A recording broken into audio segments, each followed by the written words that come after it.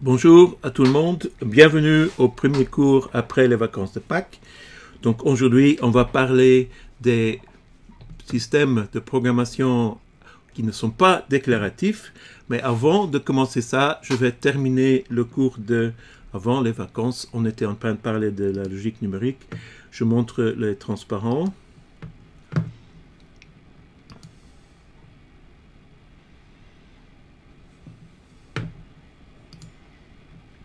Voilà.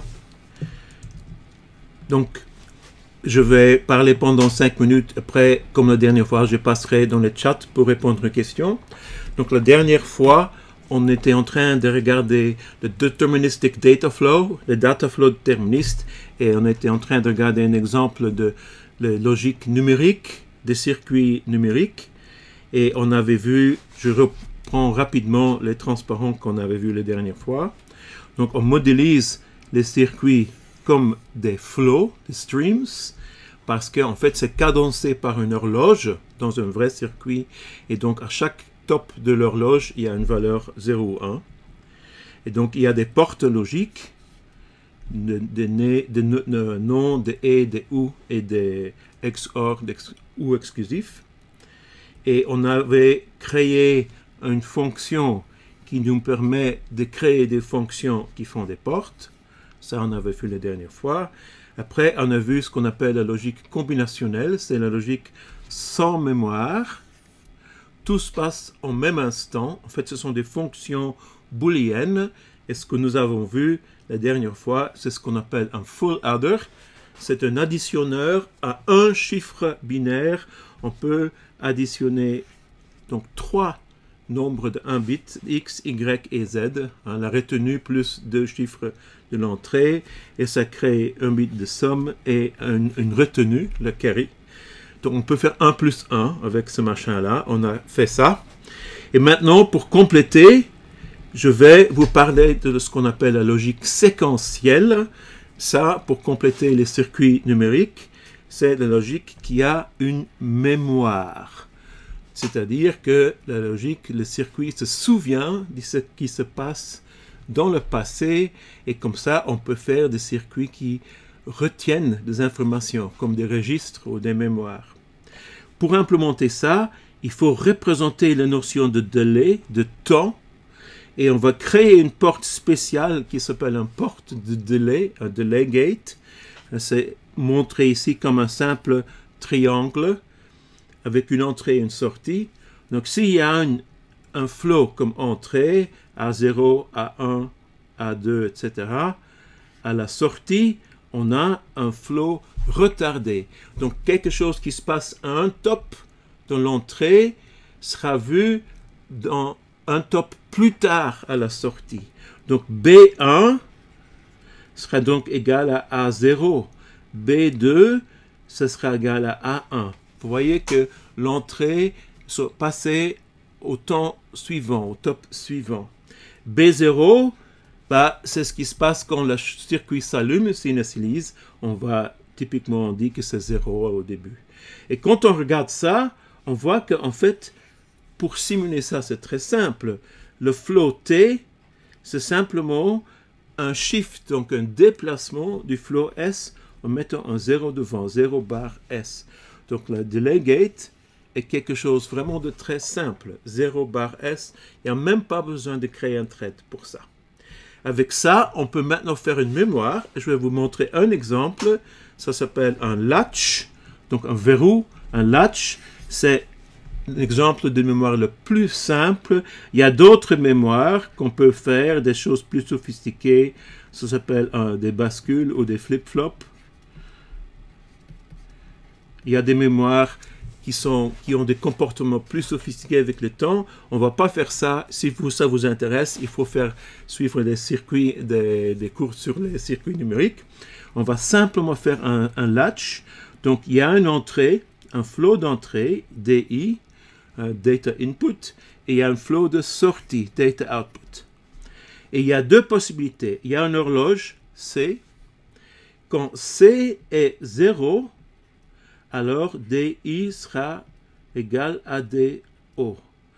pardon, DO égale DI, c'est-à-dire que la sortie va simplement suivre l'entrée. Quand C égale 1, le DO va se geler, va être fixé sur la dernière valeur qu'il avait juste avant. Et comment est-ce que ça marche? Eh bien, on voit ici, quand C est égal à 0, alors ici on a un porte-nom, donc là c'est un 1, E est égal à 1, B sera donc égal à DI, et F, A sera égal à 0, et le DO sera donc égal à DI. Donc quand C égale 0, c'est le circuit ne fait rien, la sortie suit l'entrée. Par contre, si C est égal à 1, là, la porte-nom, l'entrée c'est 1, la sortie est 0, et à ce moment-là, le E sera égal à 0, le B sera égal à 0, le A sera égal à quoi? Sera égal à F. Mais en fait, F vient d'une porte de lait. Ça veut dire que à l'instant, au top, qu'on fait C égale 1, F, ce sera la valeur de la sortie juste avant. Et donc F, ce sera la valeur de sortie juste avant. Et de cette F est donc passée sans changer vers DO. Et c'est de nouveau passé sur le délai. Donc quand les tops se poursuivent après, si à chaque fois C est égal à 1, on a une sorte de boucle ici avec deux états stables, ou F égale 1 ou F égale 0, et la valeur restera constante. Donc on a une mémoire si on fait ça. Je vais vous montrer ça dans le code. Mais d'abord, on va passer dans le chat. Ah.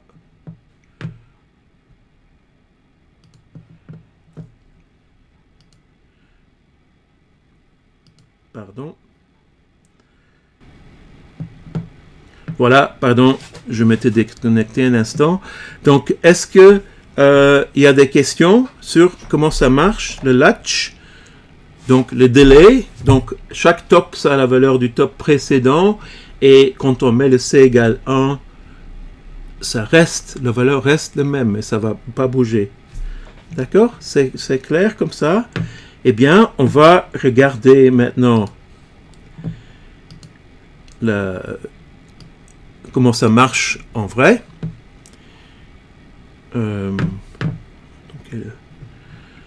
Attendez, il doit y avoir un problème. Voilà, non, j'étais sur le mauvais écran. Voilà, ça c'est bon. Donc ici, on voit qu'on a le GateMaker. Je vais le compiler. On a toutes les portes ici. Et maintenant, on va faire... Là, on a le full adder, juste pour dire, mais on va faire un latch maintenant. Donc, c'est aussi une... Je crois que votre micro est coupé. Pardon, désolé, je vais... Ça va comme ça? C'est mieux comme ça? On va faire le latch maintenant.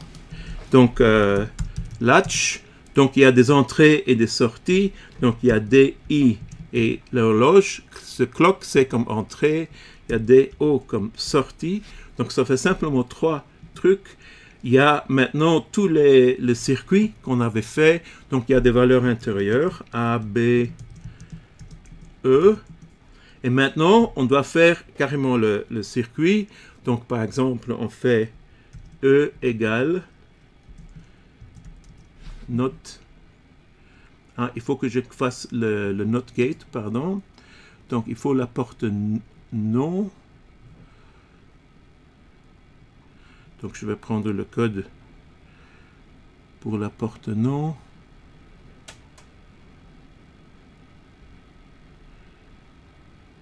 Ah. Je dois définir une porte non maintenant. Déclare fun not gate. Donc, on a une entrée ici. Et on a donc une boucle ici. not loop qui va prendre l'entrée,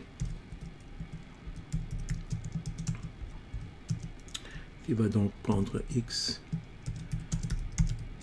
donc 1 moins a, suivi par not loop a2.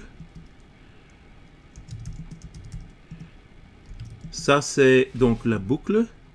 Et maintenant, on va créer le thread qui va prendre A et qui va le sortir en fonction, comme ça.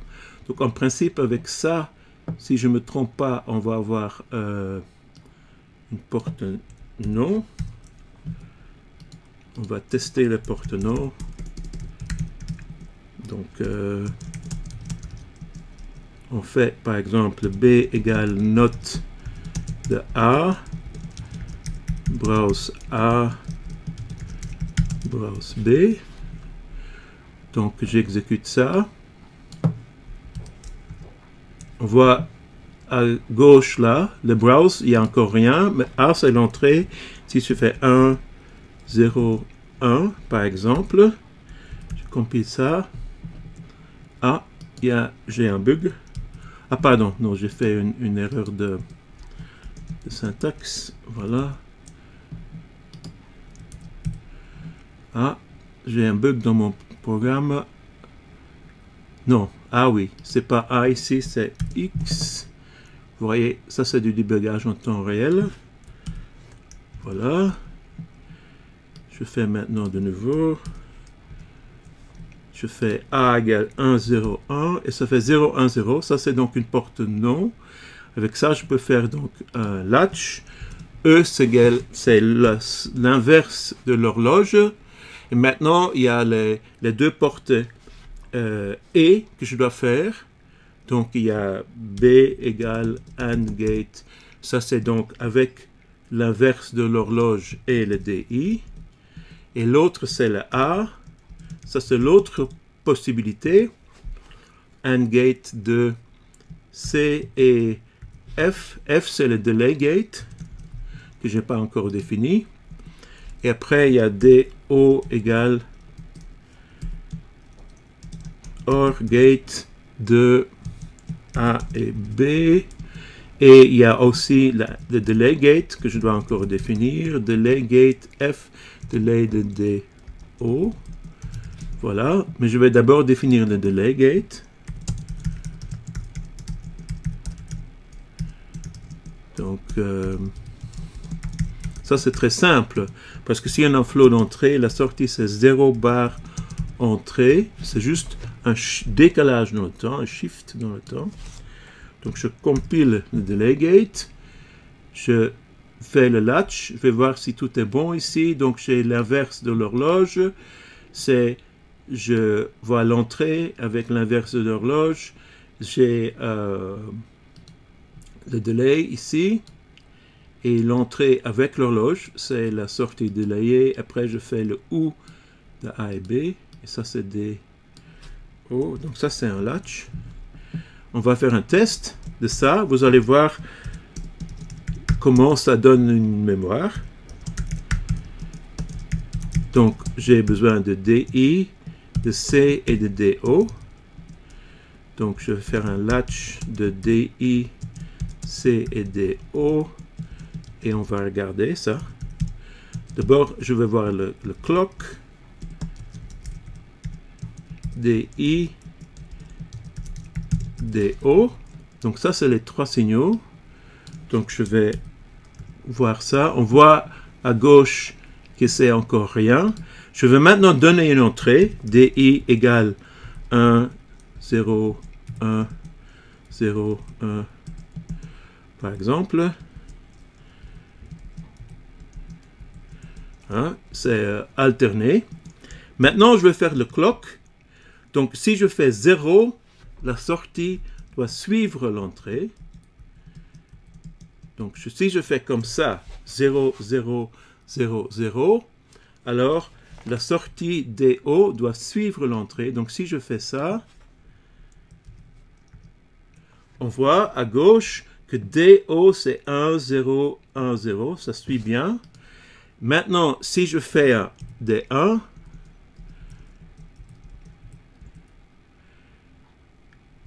on voit que si je fais maintenant, la sortie doit geler à la dernière valeur quand il avait.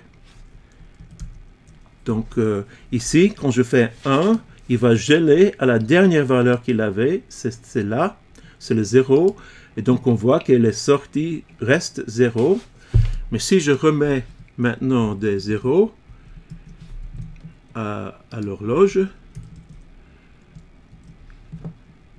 vous allez voir que la sortie va redevenir une copie de l'entrée. Voilà. Donc ça, c'est mémoire. Quand vous faites un processeur, il y a bien sûr des milliers de trucs comme ça. Et dans les RAM, dans les mémoires vives, il y a des milliards de trucs comme ça. Donc, mais ça permet à un circuit électronique de se souvenir de quelque chose. Voilà. Est-ce que c'est clair? Je ne sais pas s'il y a des questions. Tout va bien? Vous avez vu ça? Donc, je vais vous donner le code après. OK, donc ça, c'est le dernier exemple qu'on va voir sur le Deterministic Data Flow, et qui est un super bon paradigme, parce qu'avec ça, on peut vraiment faire des concurrences très, très simples. Par exemple, pour le latch, il y a combien de portes dans un latch? Combien de threads, par exemple, dans un latch? Il y a un porte non, 2 portes et porte OU, ça fait 4 threads. Et si on fait, par exemple, un registre de 64 bits, ça fait 64 fois 4, 256 threads. C'est beaucoup de threads et ça marche très, très bien. Donc, c'est un paradigme concurrent qui marche très, très bien. Mais malheureusement, on ne peut pas tout faire avec ce paradigme. Et donc, maintenant, je vais vous montrer la limitation de ce paradigme et on va aller voir comment on dépasse, on va au-delà de ce paradigme.